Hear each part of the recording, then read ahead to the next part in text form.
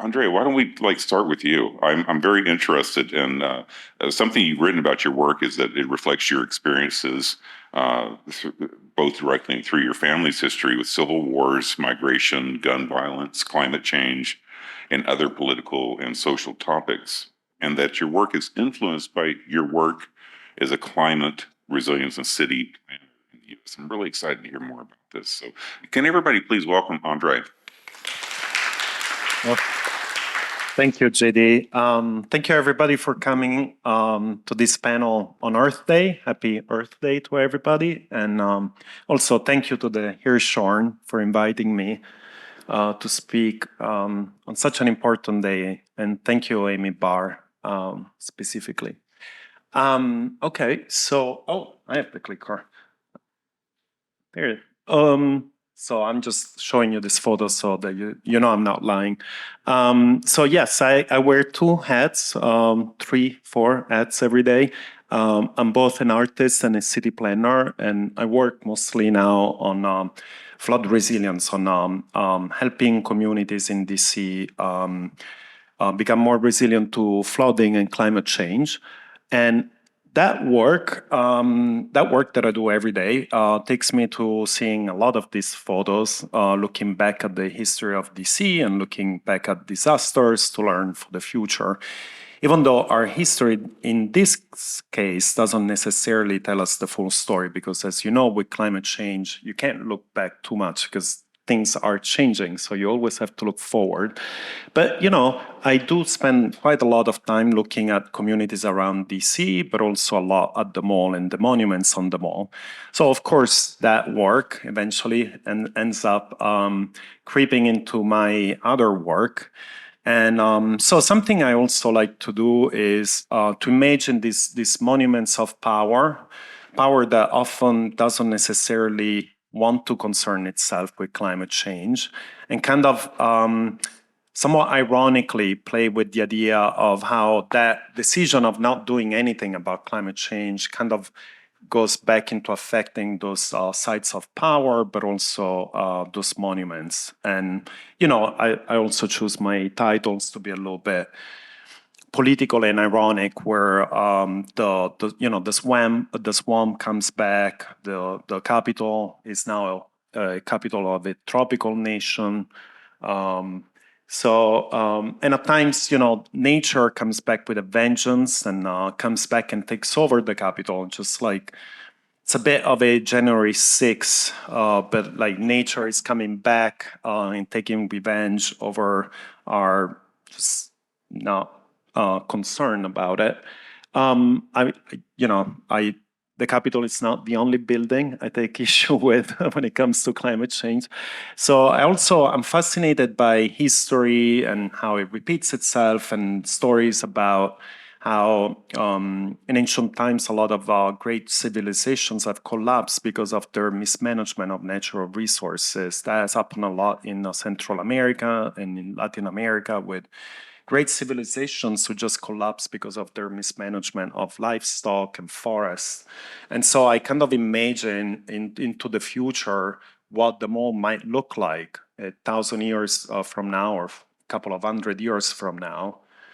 And this is one of the paintings I want to talk a little bit more about. It's called Rising Tide Lifts All Boats. So it takes a little issue with some liberal economics. But this is basically painting if you were in the middle of the Potomac River and you did, everybody knows those panorama photos that kind of flatten the space, a little bit like ancient maps used to do.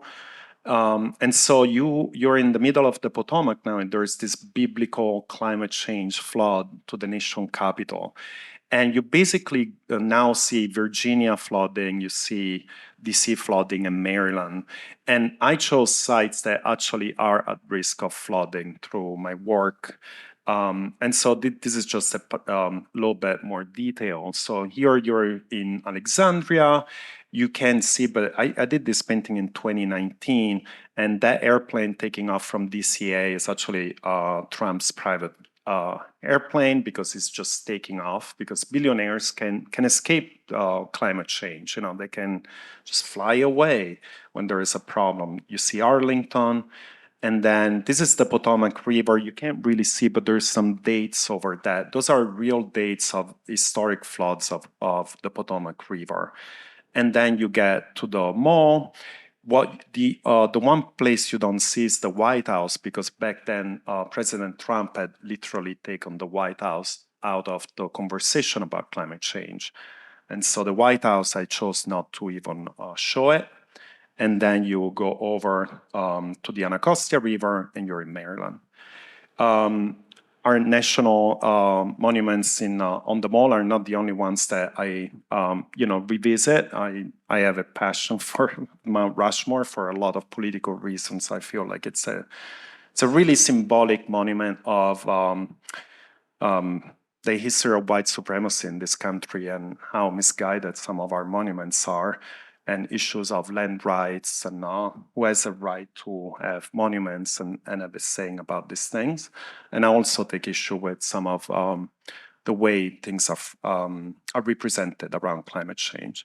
And then this is my last slide. I also want to give back agency to people.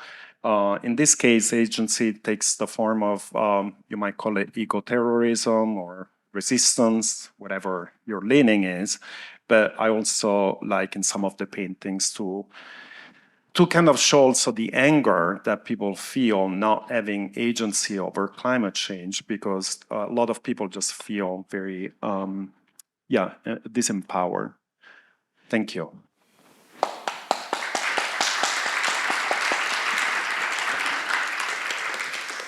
Andrea, thanks. I'm so excited whenever somebody's how somebody is described is not limited by just one word. Like there's so many things that you're doing that are integrated and informed, and I love it.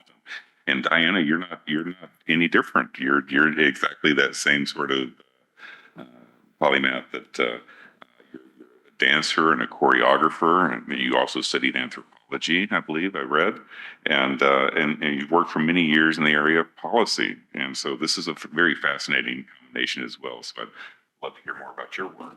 Thank you. Hi, everyone, and want to echo my thanks again to JD and Amy, and grateful to be here, grateful to be among such a great panel. And I'll dive right in because I know we have limited time, but in 2015, I decided to merge my passion for climate policy with my passion for ballet and create a climate change ballet. Which has actually had a great deal of success. As Amy mentioned, we toured to New York and San Francisco as part of Global Climate Action Summit and New York Climate Week. The ballet premiered here in 2015 as a commission between the city of Tacoma Park and the Atlas Performing Arts Center. It's also been performed at the Kennedy Center and at the dance center I founded, Dance Loft on 14, up in Columbia Heights, and we're hoping to restage it next year, ideally in partnership with a university or a local environmental or scientific organization. And I think the conversation about how art can communicate climate change is getting more and more important every year as the science gets worse, and as the emotional response to the issue can feel overwhelming. And I think art provides a different way for audiences and the general public to process data and news that can feel overwhelming and catastrophic. So on that note, I would like to just walk you through the ballet.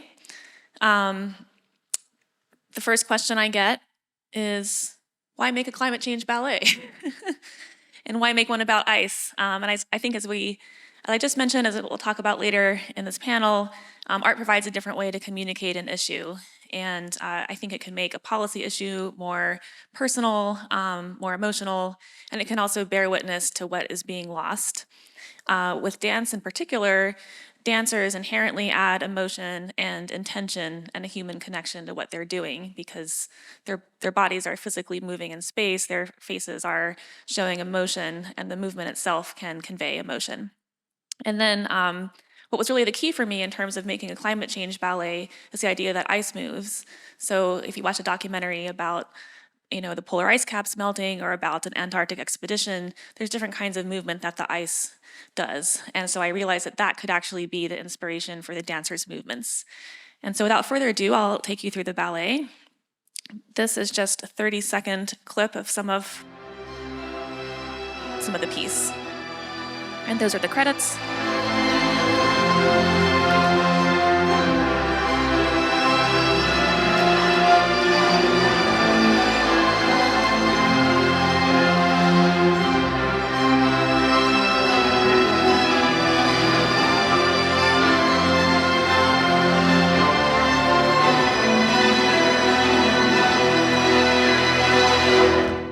And my ballet company is called Movius Contemporary Ballet. So hopefully that gives you a little teaser that movement can show the emotion around climate change. And now I'll just walk you through how the ballet is structured. This is the opening section. It's called Glacier, and each section of the ballet corresponds to a different type of ice and is inspired by the way that ice moves. And then it's accompanied by projection by local artist Robin Bell, and the projection is of that particular type of ice as well, and the projection also is moving ice. So the ballet is very structured in that way. Here, the idea is that you're contrasting really tall movements. You can see the two dancers in the middle on their points, looking up, trying to be as tall as possible. That's the notion that glaciers are these large, proud, kind of monumental structures, but then they're also melting and they're under threat. And so you see the other dancers kind of collapsing. Similarly, in that section, we do some, sculptures with dancers, lifts to get that idea of height. And toward the end of the section, eventually the glaciers retreat, and you're left with the lead dancer who returns in the finale, waving goodbye to the audience. The next section is about ice sheets, and this was inspired by aerial views of polar ice, where you see these sheets of ice, but they also have cracks in them. And so we took the notion of cracking as impetus for the movement here. And you can see the angles of the elbows. You can see kind of jagged fingers, jagged arms, and intense gaze. And that, in terms of movement, is all about jagged, angular movements, echoing this notion of cracking ice sheets. The ice sheet continues into a duet where two dancers represent each side of that fissure in this ice sheet, and they slowly move away from each other as the fissure in the sheet widens. And it's actually kind of a sad, poignant moment as the dancers drift away from each other and say goodbye. Next, we have the sea ice section, and sea ice is what polar bears are famously known for needing. Sea ice floats atop of sea. It's not part of a glacier, it's just out there floating in the Arctic area. And so we took this idea that different blobs of ice, for lack of a better word, is floating along and kind of bumping into each other. And so we have a lot of lateral horizontal movement. In the previous slide, you saw dancers kind of bumping into each other. Here you can see the projection showing that those blobs of ice and some of the lateral movement that goes across the stage, both in terms of formations in the darker image and in jumps in the lighter image. The meltwater is when, for example, on a glacier or another large ice mass, you might see pools of turquoise water, and eventually those create a giant crack and the water just rushes downward. And here in the image on the right, you can see actually the water splashing. And so this section also has a lot of motion. The calving section, of course, is when icebergs fall off a glacier and there's a giant fall and a giant splash. And so we have a lot of motion where dancers are reaching up tall and then they're falling to the ground. In this photo, they're reaching up tall, as you can see. Unfortunately, I don't have a photo of them falling down, but in the image surrounded by the white space, they're about to fall. They're captured mid-fall. So you kind of get the idea of the contrast between the images on the left, where the dancers are really tall and have high movements, to when they're just about to fall. And I'll try to wrap up quickly. Things really come together at the end where the polar bear appears, and the polar bear has a poignant solo where he is looking for that sea ice and not finding it, and eventually being rescued by the dancers on the bottom right, who are representing the sea ice that he's finally able to hold on to at the end. Eventually the sea ice melts and the polar bear dances with the last little bit of ice, represented by the woman we saw at the beginning. And they are ultimately overtaken, unfortunately, by the rising seas. And there's a change of costume here. There's no more point shoes. There's a lot of movement, a lot of floor work, as you can see. And eventually, there's that big finale music that you heard in the opening clip. And then the epilogue takes us through what we might envision 2050 to look like. So at this point, the glaciers, the ice, the dancers that you've seen representing ice the whole time are now shadows of their former selves. They're interacting with this fabric, which kind of represents what they used to be. And I won't spoil the ending, but that is the final scene. And you're left wondering, essentially, are they water now, or what happened? And this does make it very emotional because you've seen the dancers throughout the piece, and now they're being covered by fabric and kind of disappearing. So with that, I'll wrap up the presentation. Feel free to contact me if you're interested in the ballet or want to chat more. And thanks again for having me.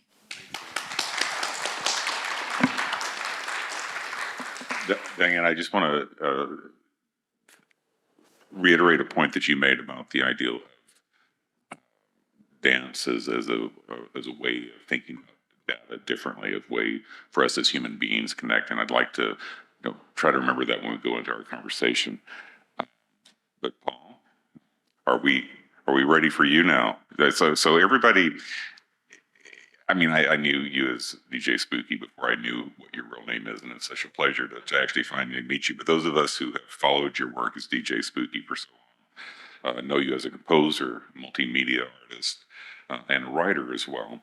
And you have these range of talents to address the complexity and the interconnectedness of the issues that you work with, from social justice to environmental issues and many other issues as well.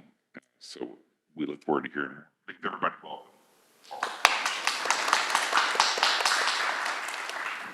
First and foremost, I just want to say what a pleasure it is to be here. Amy, thank you so much for convening this. We've been in conversation for a while, and JD, it's a pleasure to meet you, and Diana and Andre, what a treat. I sprinted here because it started pouring rain. I don't know if you guys got caught. I walked here from DuPont Circle, and it started pouring rain. And by the time I got to the White House area, there were some protests on 15th Street. People were marching on a couple other diagonals, and then on top of that, the rain swept in and everyone scattered like particles. And it was really so I was running to get here because by the time I walked in the door, Amy can attest to this, I was drenched in rain. And I grew up near here, so I was kind of running through some of my early childhood stomping grounds. So I grew up at Connecticut and R, and if you ever at Teaism, that's my old basically living room. My mother had a store called Toast and Strawberries. That was actually quite renowned in terms of the history of DC. And the current mayor of DC, Muriel Bowser, was an old associate of my family. So this is a choreographic piece it's a collaboration I'm doing with a choreographer named Jody Sperling. What we did was we tried to reinterpret how people think about patterns and motion. And when you think about patterns and motion, of course, they're kind of synonyms for one another. You can't have motion without a pattern of the motion. And ice is one of these kinds of materials that is a resonant kind of material, because if you think about oxygen and water, H2O, it is actually, hydrogen is one of the most powerful particles in the known universe. It's spread throughout most of the interstellar space. Our bodies are made of it, and on top of it, the air we breathe. So there's this kind of impermeability of materials. So I took a studio to Antarctica for 6 weeks a little while ago, and I was basically carrying a backpack and had a sort of a small studio and was recording different kinds of ice. And the idea was to do what I call acoustic portraits of ice. Now, going from growing up in Washington, D.C. to the middle of Antarctica is probably the wildest thing you could probably do, to hit the reset button on your imagination. But in homage to Andre here, if you grow up in D.C., you're growing up in a utopian architecture, because amusingly enough, the urban planning of D.C. was based on Pierre L'Enfant, who was an urban planner, who actually remixed Versailles. If you actually look at the urban plans of Versailles and D.C., you can actually just see he remixed it and just took some of the geometry. So when you're walking through these streets here, and the grids and the circles, they're actually meant to evoke an American sense of utopia. And obviously, we can all attest this is definitely not utopia. So the paradox of the American aesthetic, the American sensibility here, I'm artist in residence at Yale. I probably should have amended that to my bio, but Yale has a new department called the Center for Collaborative Arts and Media. And so, in the process of doing that, the idea is we realize the school has so many departments that don't talk to each other. And the idea is to remix Yale. So I'll be presenting a series of these initiatives throughout the next 2 years. But this particular one thing I would love for you guys to notice is that you're looking at a massive devastation. And if I could probably pinch and zoom, you would see the mountain in the distance. It took me about 8 hours to walk from the water up to the side of the mountain facing that glacier field. And it's rippling as if a nuclear bomb had hit it. And essentially what's happening is the mountain is being shaped and sculpted by the retreat of the glacier. You can see that massive gouge. But America was made that way with the retreat of the glaciers. And so that sense of geologic time and the way humans have accelerated the geologic sense of change is very intriguing to me. It's of course, people call it the Anthropocene era. I like to say now everything is a remix. Like we've remixed the planet. So we're DJing, regretfully, with the patterns of climate change. So when I was in Antarctica, I ended up writing a book called The Book of Ice. And I worked with a very renowned physicist by the name of Brian Greene. He wrote a book called The Elegant Universe. It's a best-selling book about supersymmetry, quantum string theory, and the physics of everyday fabric, space-time kind of issues.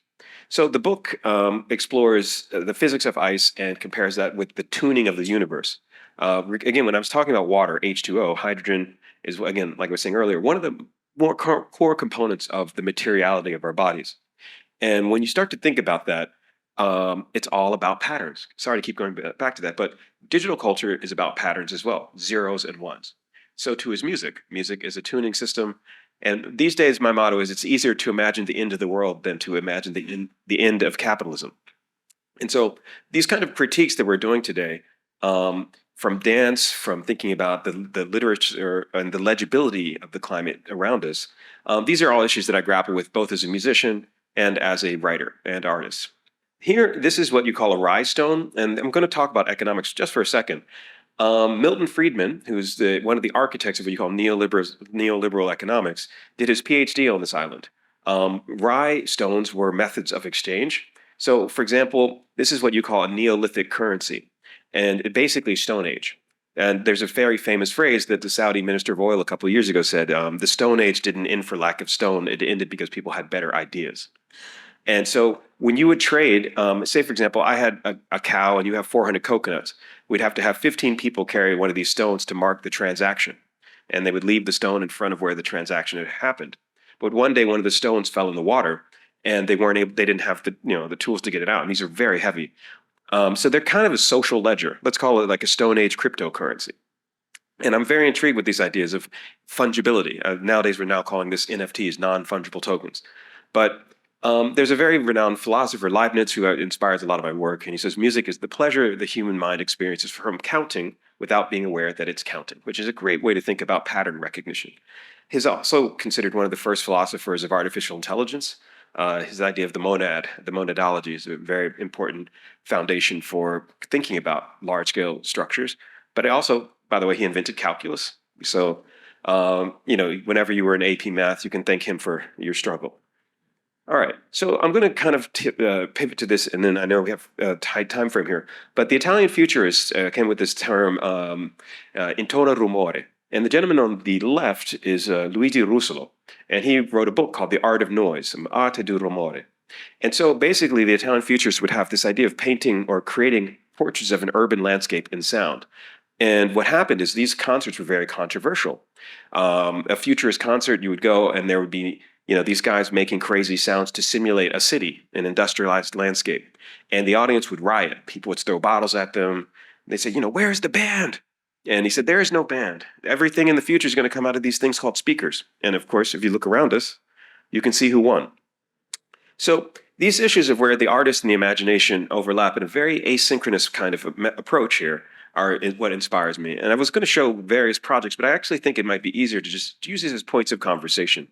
This gentleman here is Al-Khwarizmi. He was a Muslim philosopher, and he invented what we now call algebra. It comes from his name because the Europeans didn't know how to pronounce it.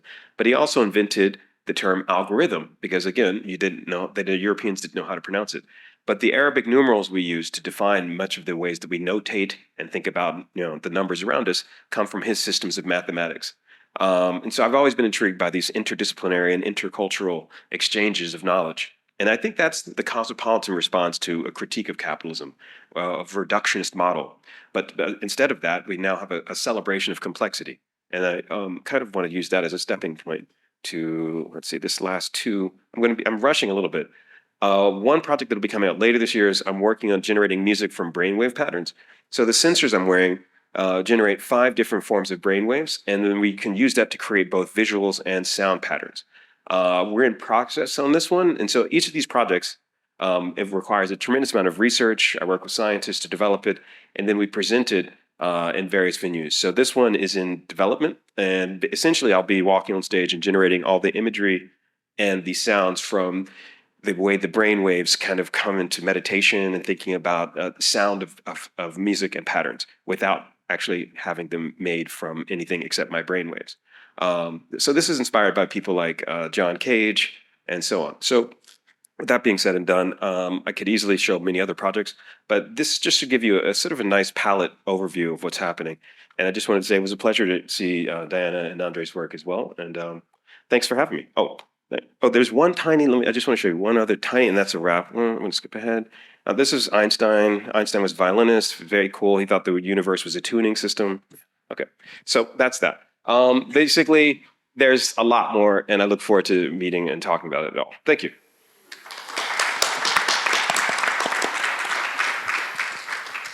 Well, thanks. I'm actually holding on to a phrase that you introduced called a celebration of complexity. And I think that's a perfect way to kind of go into this conversation, because you all represent a complex way of looking at this relationship between art and our environmental issues. And so I guess what I'd like to do is just start with a question and see if this would kind of start a discussion up here on the table. Is what is the role of the artist in society as providing a platform for this type of discussion? And as we were talking about before, maybe it's not just the role of the artist, but the changing role of our institutions as well, like our museums, like the Hirshhorn.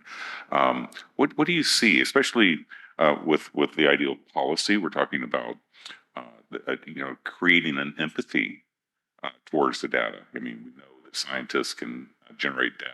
They can generate data, and if we don't respond to it, they make more data and they say it louder. But what is that role of the artist in creating the empathy? Who would like to respond? Yeah, I can kick it off. I think, especially with climate change, but probably a lot of other issues, the role of the artist is many. I think it creates empathy for the issue, in the case of performance, the people on stage that are grappling with the issue. I think it also is a way of bearing witness. It provides, as Andrea was alluding to, an outlet for grief or an outlet for anger. And then I think because of that, it's a way of sharing the issue with the broader public. Maybe it has a role in kind of issue education in that regard. But conversely, I think it also shows policymakers and people in the halls of power, what the lay people, for lack of a better word, are thinking, because art reflects society. So if there's and there has been a rush of art about climate change, politicians better be paying attention and knowing that they're being watched by artists and the people that participate in the art and consume art and that are inspiring the art. Just to kind of take what Diana was saying, one of the things I really think about is that capitalism is a tuning system. And if you think about inputs, outputs, amusingly enough, you go back to the origins of the Western model for the idea of civic society. It's Plato's Republic. And in Plato's Republic, if you were a musician who played a dissonant note, you would be banished. And so everyone had to be in harmony. In fact, they felt that the society was a tuning system that was meant to be about the harmony of the self and the aggregate. And obviously with climate change, what's happened is, my motto is the planet will be here. The planet's fine. We won't be. And because of the way we've disrupted the patterns of the planet around us, nature could just easily shrug us off. And the arrogance of human beings to feel like we control nature, we're just kind of putting out too much stuff, and nature's going to be like, this species is annoying. And, eventually, we're already in the middle of what several major scientists are calling the 6th great extinction. And essentially, like, we are the meteorite. The dinosaurs are already like waving, hello, join us in extinction. And it's kind of like I worry if our species will even make it out of this century. But at the same time, there is so much potential that art can help us reimagine resilience and reimagine the human balance with nature. That is, I think, a critical thing for art right now. Well, you were also talking about the representation of geological time, something outside of human experience. It's something that we just, our mind is not geared to thinking about that, and we deal with that through metaphors. I mean, any scientist will say we don't like metaphors because they're kind of squishy and we don't really understand. They're not really conveying it. But then you ask the scientists to explain deep time, geological time, and they're like, "Oh, it's like a wheel. It's like it's like you can't imagine something like that outside the human experience without metaphor, without poetry, without art, without music." So, Andrea, I want to dig down into your connection as a city planner and dealing with water and how that comes out in your work, and just how does that inform your work as a city planner? Um, I think one of the issues with climate change is that it's very hard for people to wrap their head around what it means. The timelines are really confusing, and then the solutions and what resilience means. It's all really complicated, and I think art can make some of these things a little easier. Can be a little bit more immediate. I think that's kind of what I try to do with my paintings. I always feel like I want my paintings to be democratic. And by that, what I mean is I want people to get them without needing to read any text or having a PhD in art.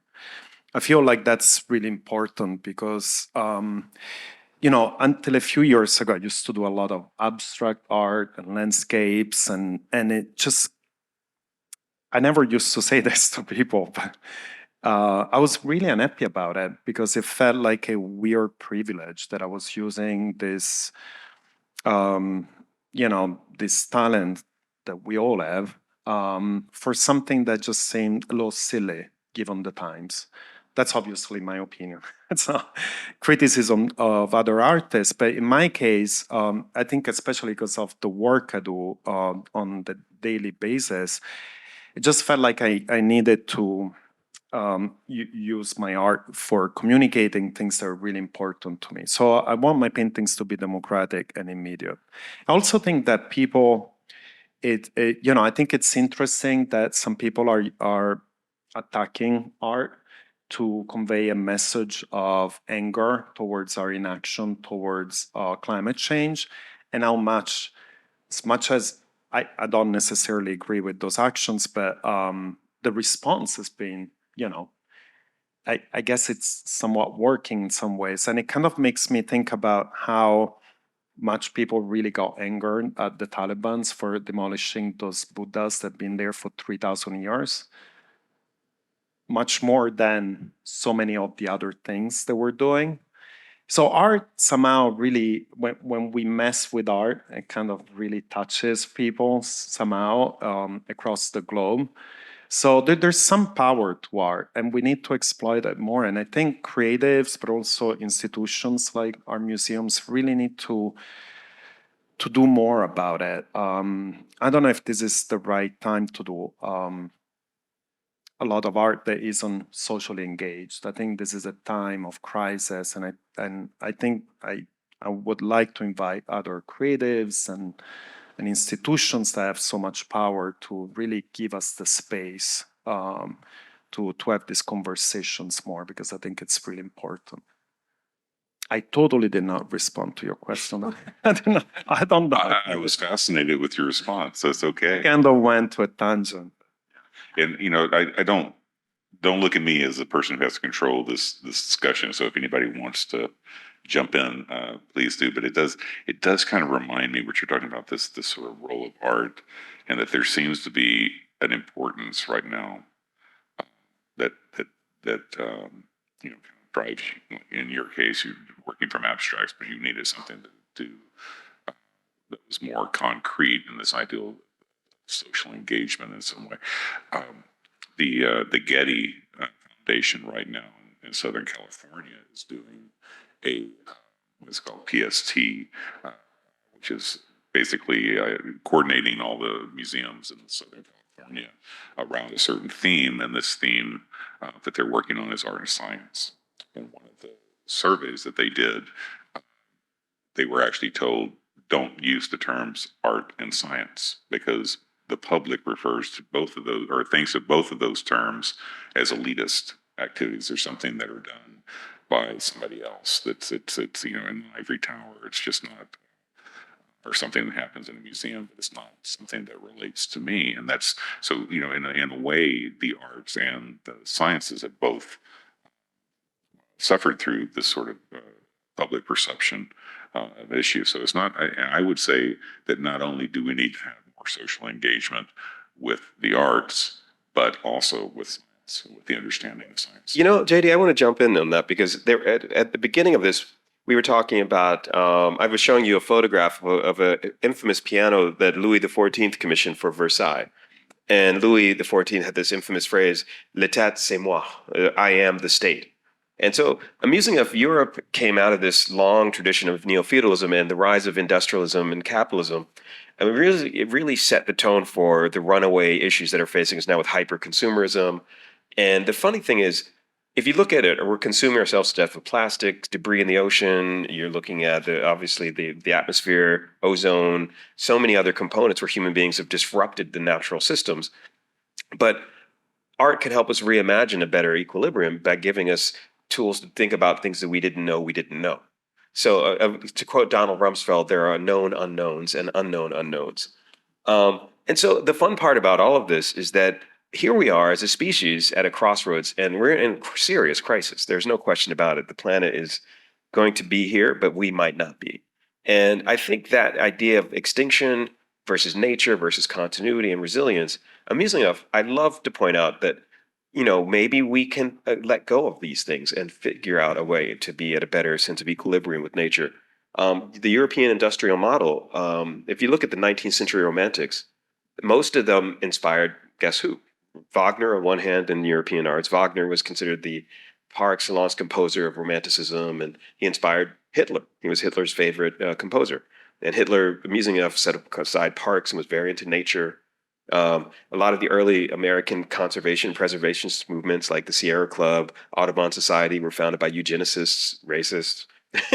There's issues everywhere. But the good news is that we're here in conversation, and that's where we get better tools. And my motto these days is the imagination is the ultimate renewable resource. And that's where capitalism is in crisis, about setting our imaginations on a path to think beyond extinction.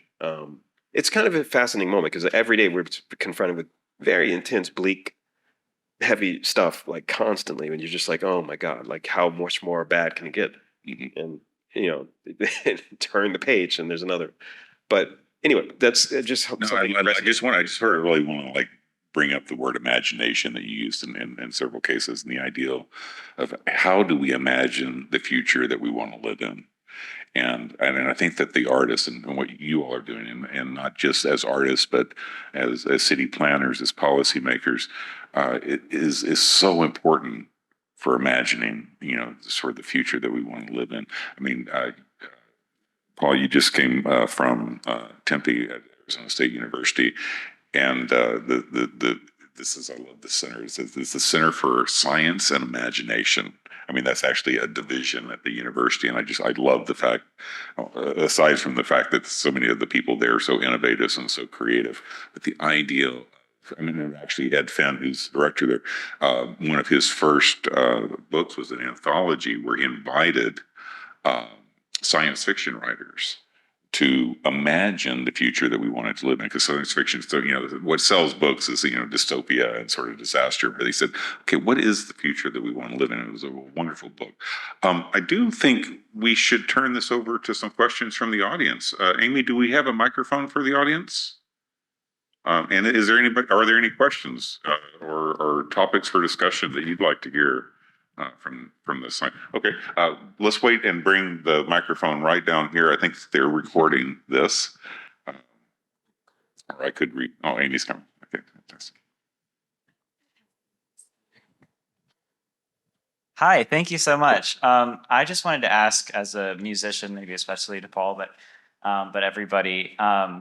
So it's wonderful, like to highlight these issues and the complexities, and to bring empathy to the data through art. But I'm wondering if any of y'all would be willing to talk about, like on an individual basis. I feel like to address these systemic issues, ultimately, it's the transformation of hearts and minds that happens, and art to do that. And if you've had experiences where your art has done that, and if you'd be willing to speak to how that happened, how you think that works. How is it that someone can experience a performance or a piece of art and actually come out of that different? Sure, and thank you so much for your question. I love your phrase, empathy in the data. In hip hop, there's a great album by J. Rue the Damager called Wrath of the Math, which, amusingly enough, I think of this world as data. I mean, we literally live in a data-driven society. And my books, I generally publish with MIT about art and technology. And the book I'm currently working on is called Digital Fiction, The Future of Storytelling. And I'm fascinated with how algorithms shape mass narrative. And one of the chapters I have to deal with is, regretfully, TikTok. And it's been fascinating to see how in China it's called Douyin, and the Chinese only have positive messages, and the American version of TikTok is like just a kid shaking their butt or something. It's totally, and it's really wild to see the way the Chinese have modified their internet to shape and sculpt, again, mass narrative. And I'm just exploring this in the book, and so I draw no specific judgment per se, but just intrigued with the different methods of mass narrative. And when you're talking about music, it really is one of the most intriguing parts of the culture that still, regretfully, algorithms have radically transformed the way we experience space. They've experienced the way we experience sound, the orientation of the body. And above all, the term is called collaborative filtering. Like if you're on Spotify, SoundCloud, any of the major platforms, if you like this song, you'll get a song that's recommended by the recommendation engine. And so same with YouTube, same with Amazon. And so everyone gets this, what they call filter bubble, where you keep getting recommended. Like if you click on something, or if you search for something, I bet you if I said, hey, I'm looking for a new pair of Allbirds shoes, soon it'll start popping up in my And so how do we reverse engineer that and get people to kind of unfilter the bubble? And that's kind of what I think is an intriguing moment for Earth Day, and how we can think about narratives of dystopia, the bleakness and the sense of how dystopia is a market model. Like people, maximize profit to the point of destruction. And then they're going to be a billionaire jumping off to Mars or something, like Elon Musk or something. So, yeah. I can also offer an answer to the question. Thanks so much for the question. A couple of examples are, one of my dancers has been in all the productions of Glaciers that we've done, and she said it's made her care more about climate change. She's a mother of 3. She started talking about it with her kids. In all of our shows, I've had people in the audience come up to me afterward and say, "Thank you for making this piece." That's, as a choreographer, that's great to hear. It doesn't usually happen after ballet performances. And then in addition, there was an example in print as well for our New York performance in 2019. A reporter from, I believe it was Dance Informa, was writing her review and basically came in skeptical, saying, well, why is there a ballet about climate change, and is this really going to work? And then by the end of the article, she was convinced, and she said we have to use all the tools at our disposal. So those are a couple of examples to answer your question. I love that, just metaphor of a toolbox. This is another tool. Andre, did you have something you wanted to? Well, I don't know that my paintings have that kind of, I don't know. Maybe they've changed somebody's mind, but I hope they inspire people to take climate change more seriously and take action. I have just a little comment on the imagination piece, just because I also want to. I also want to leave you with something a little positive, because otherwise we're all going to get out of here and, be in a very negative space. But in my city planning hat, something that I'm working on now that I feel like it touches on that imagination that we all need to have. I know everything is overwhelming about climate change and the cost of it, the cost of like the changes that we're going to be required to take, especially in cities, given that 40% of the world population lives very close to a water body and probably at risk of some kind of flooding. So I'm doing a flood resilience plan for an area. I think most of you will be familiar with Southwest and Buzzer Point, which are it's an area of DC that's kind of by both the Anacostia River and the Potomac River. So it has kind of a double whammy of potential flooding. And one of the good things coming out of this flood resilience plan that we're doing is this area has actually 3 parks in the floodplain that are really not that great, haven't really served the community very well. They're low old, they don't have a lot of recreational infrastructure. So in terms of imagination, we are redesigning these parks with the community to better serve the community from a mental health perspective, lowering temperature, giving people better recreational opportunities and all of that. But engineering-wise, we're engineering them to purposely flood in case of a flood so that we can choose through good engineering and design in the future where we want floods to happen, because floods are going to happen. So that's like the one thing about climate change. We have to go past the idea that we can make everything safe. So the next idea is, if things are going to flood, can we control those floods? And so the idea is not to do flood walls anymore and berms and things like that, but it's actually choosing where things are going to flood. And in terms of imagination, it's very challenging because now we have to design things to flood purposely, but also streets. Because for the water to get all the way up there, we actually have to redesign our streets to literally be the opposite of what they used to be. All our streets everywhere, they're designed to be convex. And now we are in the future, we're going to have to design some of them to be the other way, so that you can convey flood waters to the places you want them to flood. So that takes real imagination, and I say that because I work with a lot of transportation engineers, and it really takes a lot of imagination to take an engineer from like having to do exactly the opposite of what they have been trained to do for so many years. And that, like, the bigger picture is that we are going to have to reimagine our cities and the places we live. And it's going to take a ton of imagination from everybody's perspective, including citizens, because it's really going to change how you think of streets and how you think of your car being safe. No, your car might float away, but that's better than your house, right?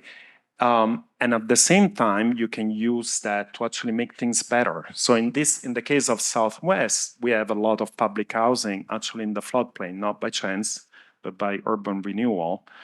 And now we can redesign those spaces to make the most vulnerable of us more resilient. So it takes a lot of imagination, a lot of work. It takes people to understand that there are going to be costs and some benefits too. You know, you just inspired me to think, and to go back to your question too. I mean, I feel like people need to be made aware that they're stakeholders in change.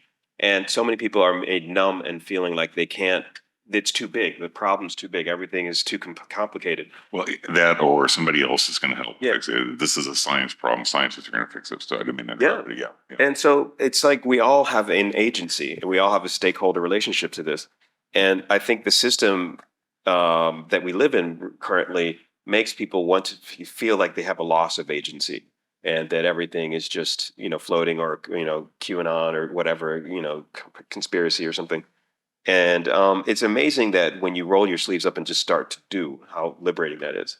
And that's where, when you're talking about, I'll give you a fun example, Andrea, that you just inspired me to think about. There's a DJ friend of mine, DJ Lateef, and there's a whole movement right now for calling it fit hop.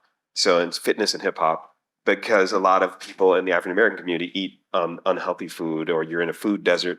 So he gives albums out that are seeds.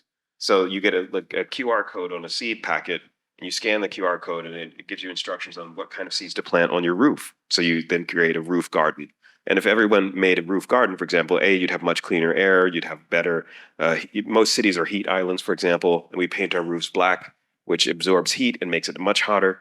Small things, but if everybody put a small garden on their roof, or if people painted their roof white, just small little details would have a huge aggregate change. But these are things that someone has to think on a macro level, but most people are just on. There's another fun example, Andrea, that you inspired that I'll shut up here. But in New York, they didn't like the fact that the female trees, most species of trees, were dropping seeds, and they ended up getting rid of the female trees. And they did this throughout urban planning throughout most American cities. So we only have male trees sending out pollen. And so now is the law of unintended consequences. There's so much pollen in the air. If you go through a lot of cities now, if you go on YouTube, you'll see people like brushing massive amounts of pollen because it's urban planning and female tree sexism, I might add too, just on the note of imagination and optimism and adding gardens to your roof. So that's what we're doing at the art center I founded. It's at 14th and Buchanan, called Dance Loft on 14. It's where the ballet company rehearses and a lot of other arts organizations. But we were actually in a position to partner with an affordable housing developer to buy our building. And we are designing a net zero energy, fully green roof, LEED gold, and in some cases LEED platinum sections of the building, and the art center in particular will be net zero and LEED gold. And so this is an example where we start with the art, but we end up with a climate resilient green building that's net zero energy.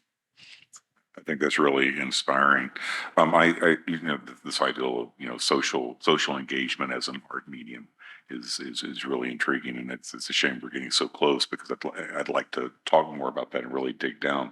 The academies where I work has the Gulf Research Program, which is dedicated to trying to help reestablish resiliency within the Gulf region after the oil spill and moving forward. And we have started a network called the Creative Gulf Network through my office.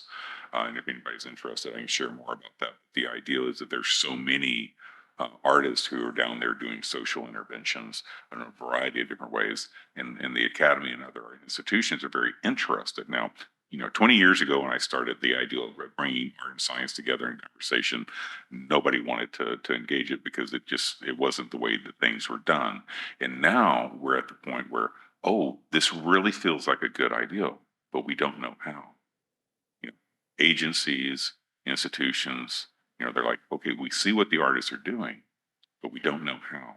So one of the things that we're trying to do through this network is to develop examples of methodologies, and basically everything that you just mentioned here would be like amazing examples. But it's, we're really in a different phase of not, is this a good idea, but now how do we come together into this celebration of complexity and bringing things together. Do we have time for another question? There's a question over here. Amy, we're going to make you work today. Hi, I work with a lot of students, and so we talked or you mentioned that art and science both have an elitist PR problem. And it's really hard to get students to think of themselves as creative, much less artists, and also to think of themselves as scientists. So what would you say you can do to help encourage young people to think and communicate creatively about social and environmental issues? There was we had an event that was this week on poetry and science, and there was a comment that was made is that what we need in society is we need the precision of a poet and the imagination of a scientist. And so I think that's really kind of key to me. And I just jumped into this question. Sorry, she was making eye contact with me, so I'm answering.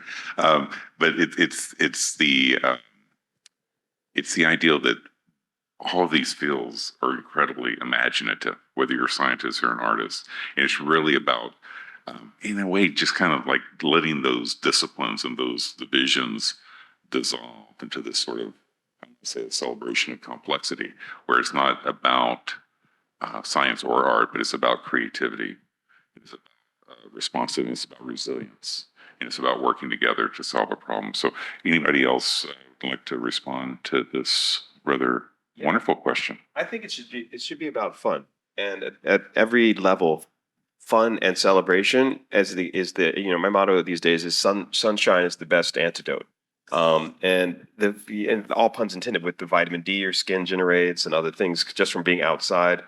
But a lot of us have been conditioned. Literally, I'll use a fun example of like building codes, like air conditioning, for example. If you get a heat pump or geothermal heat, you have far more efficient and effective use of your building. But most people will just get the most convenient thing, which is a crappy air conditioner, and you're breathing air that's awful, and your room is, in the middle of whatever DC summer, people crank the air conditioning, which then makes the electrical grid suffer, which then means more people have to turn it on, which makes it hotter, and so on and so on. But imagine if I just think of like flash mobs, and for example, or the way people create these kinds of fun interventions in the cultural landscape. And you'd be surprised, people really get into it. But I'm just using that as one example. Like in New York, occasionally choreographers will take over Grand Central, and you'll be walking in the middle of the train station, everyone starts dancing, and other people bring out boom boxes or something, and then they just disappear. I love stuff like that, where it's definitely irreverence and trying to really figure out fun as a kind of a tool for engagement. I'm a big fan of that. I think that's incredibly well put. I think, are there any final statements or summary thoughts that you would like to have? The ideal of imagination, having fun. What's another solution? What's another thing that we can bring to the table to help this atmosphere? Well, I think we do need to bring some joy into the conversation. I agree with Paul because there's this psychological effect that terror can stop people in their tracks and freeze them, and that's the last thing we need. And I know my paintings aren't necessarily the most inspiring in that sense; they're pretty apocalyptic. But I think the point of my paintings is also they're more of a warning. Let's not get there. That's why I usually use very long timelines in my paintings. And I'm like, Lincoln Memorial, year to 3000, because I don't think people feel. But it's also, at the same time, it's also true that always talking about climate change into the future is a bit of a problem because people feel like we always have time. The reality is we're living it now. We feel it every day. DC floods much more frequently than it used to do. And so like the work is actually happening now, like the work we're doing with these parks in Southwest. I mean, the work is happening now. And I think as a citizen, one thing that's really important is to make sure you really make your voice heard with the people who make the decisions. And make climate like your priority in politics, because it does make a difference. I say it in my work every day that it does make a difference if you if the citizens like come out and really support the work people do around these things, even if they come at a cost, even if they're not necessarily ideal to you, because it's today. It's not like 100 years. It's exactly like what Paul was saying, is being involved. You do stakeholders should be involved and have a voice in that. So, Diana. Yeah, I think as my kind of wrap up, I think it's looking at it through the lens of what gets programmed at a dance performance, at a ballet performance. I think it's about balance, right? Because art, dance, it does create a lot of joy, and using classical music and seeing beautiful ballets and tutus, there definitely is an audience for that. But at the same time, there is a larger issue, which we won't necessarily get into here because there's not time, but a lot of audiences are dwindling. And my personal opinion is that that's because we're relying too much on the classics, too much on ballets that are 50 or 70 years old, in many cases choreographed by white men. So there is kind of a larger issue of representation of voices, representation of issues, and just making the art form a little more modern. So I think going forward, that's probably what I would like to see is more balance in the dance industry between classics and contemporary issues like climate change or others. What a joy it's been to have this conversation with all of you today. Oh. Do you want to make another comment? Go ahead. Okay. Just Don't want to cut it. as a closing remark, to me at least, museums generally, for me, have always been these dead spaces. They're mausoleums of culture where dead objects go to be put away. And I'm a big fan of this idea of the imaginary museum or the climate museum, where we have this active engagement with radical transformation as part of everyday practice. So in the 1960s, you had artists like John Cage, You've had other artists. There was an artist that did this piece called Rainforest, for example, at the Armory. And you went in and it was just sounds of a rainforest, but the complexity of the signals and the grass and all sorts of stuff that go into these forests inspired all sorts of different artists. And so you'd be stunned, like artists like Yoko Ono or even other artists like Namjoon Paik. People have been playing and exploring this. Ai Weiwei, for example, with his stuff about the earthquakes in China, for example. Obviously, John Akomfrah's piece here.